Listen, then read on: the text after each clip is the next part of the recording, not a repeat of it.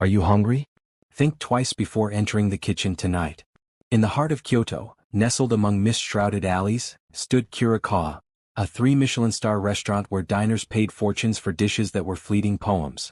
But behind the shoji doors and ikebana arrangements, employees whispered about something lurking in the kitchen. It all began on a night of a blood moon.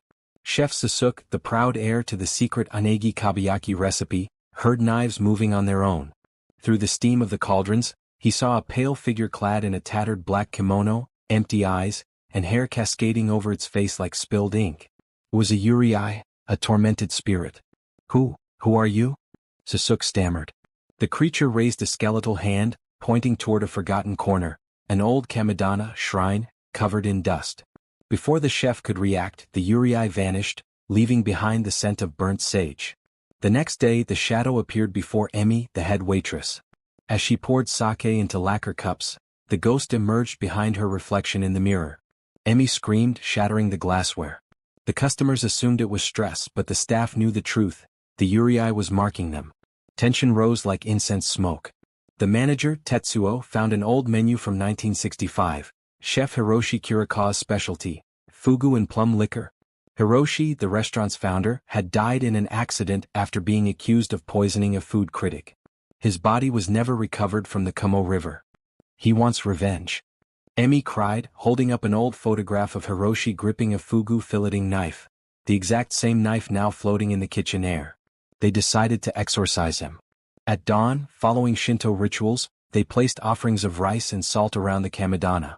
Sasuke burned a slip of paper with Hiroshi's name, whispering an apology.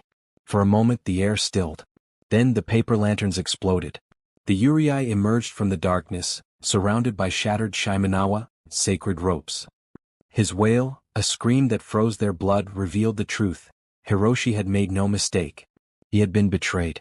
His jealous apprentice had tainted the fugu. The restaurant's family had covered up the crime, burying his honor alongside his body. I will never rest. This kitchen is my tomb, the ghost roared, his voice an echo of needles. Overcome with paralyzing fear, the staff made a macabre decision.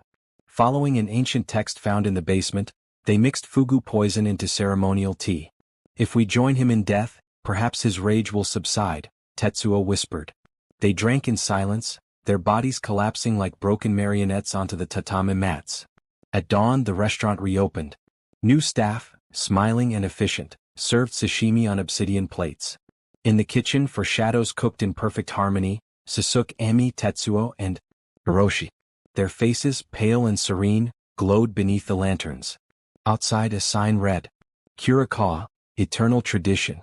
And in the Kumo River, beneath the new moon, 5 pairs of wooden sandals floated, carried away by the current. 3, 2, 1, scream.